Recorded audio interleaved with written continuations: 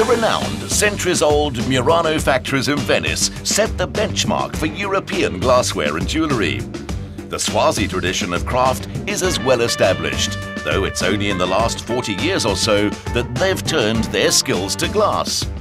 Resembling a basking crocodile or Ngwenya in the local Siswati, the mountains have given their name to the glassworks which sprang up in the 70s and are now owned by Alex, Chaz and Kathy Prettyjohn.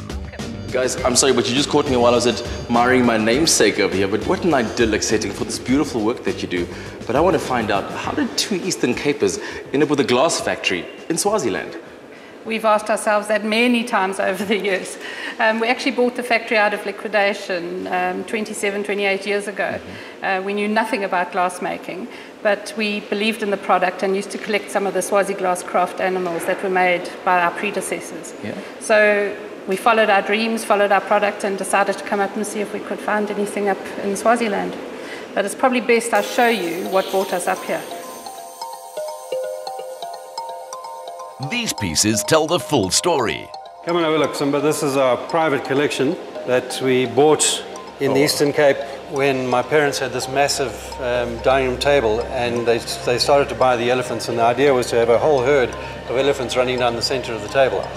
We eventually couldn't find any more because we'd heard that the factory had gone into liquidation, so I was on shore leave from the Merchant Navy at the time, and I said to my dad, come, let's go and have a look at Swaziland and see what we can get up there. So we arrived here, a very, very derelict factory. There was a bit of stock that we managed to buy, but we thought, let's just buy the factory. Made from soft drink bottles and benefiting the school children who collect them, several Ngwenya ranges are now proudly available at selected Woolworths stores. Roshana, how did Woolworths discover Ngwenya Glass? Ngwenya is a local supplier, and we saw the type of product that they produce, and we found that they were aligned with the Woolworths values, such as using recycled materials. They empower the local community by providing jobs, and not only that, they have excellent green practices. Handmade is very much on trend right now. Yes, you are correct. It is currently in our artisan range, and we've moved it over to our Studio W range, which is modern and contemporary, and it suits the urban lifestyle.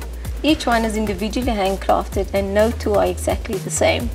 The belief and hard work of a handful of the original craftsmen, together with the Prettyjohn family and several major commissions, have seen Ngwenya grow to employing 70 people in its operation.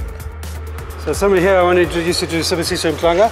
He's one of the original glass blowers from our predecessors. He's our master glass blower and arguably the best African glass blower in the world. Sibusiso? How's it, man? Nice to meet you. Good to meet you, my brother. Yes. So what sort of skill do you need to be able to do what you're doing now? I need to be clever. How many people would it take to make, let's say, a wine glass? 8 guys. Wow. It's 2 guys blowing and 1 guy making the stamp and 1 guy making the foot. Wow. And then you've got some guys bringing pieces for them. I've noticed you've kept a close eye on this. Yeah, I have to, because otherwise it will flop down, you know, it could drop because it's still very hot and it's liquid sort of like. How long does it take to learn? It will take about 2 years to learn the basics. Wow. Initially, you have to be someone who is easy with your hands. I heard that you went to Sweden to be able to do this. I was fortunate to work under a very famous, well-known glass blower by the name of Jan Erik Ritzman. I worked under him for about a year in Sweden, and then I came back here to teach the other guys how to do it. Collecting glass bottles for recycling helps build classrooms for Swazi schoolchildren, sponsors their soccer teams, and instills pride in local glass artistry. It's a rich history we can trace back thousands of years to our fellow Africans in ancient Egypt.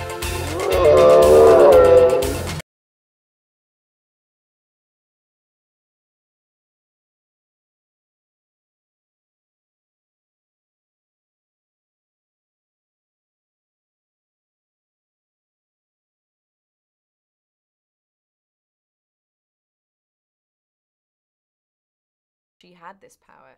She also had those feelings for somebody that she lost over and over again. She knows how much that wears on you. It's a disarming situation for someone to be in. And you got to keep your accent. I did. Have you tried the South African I accent knew you were going to say that. How's it? How's it? There we How's go. it? So, but this is the most lacquer interview I've ever done. This is the most lekker interview I've ever done. There we go. It's so bad. It's so hard. South African Lekker. accent.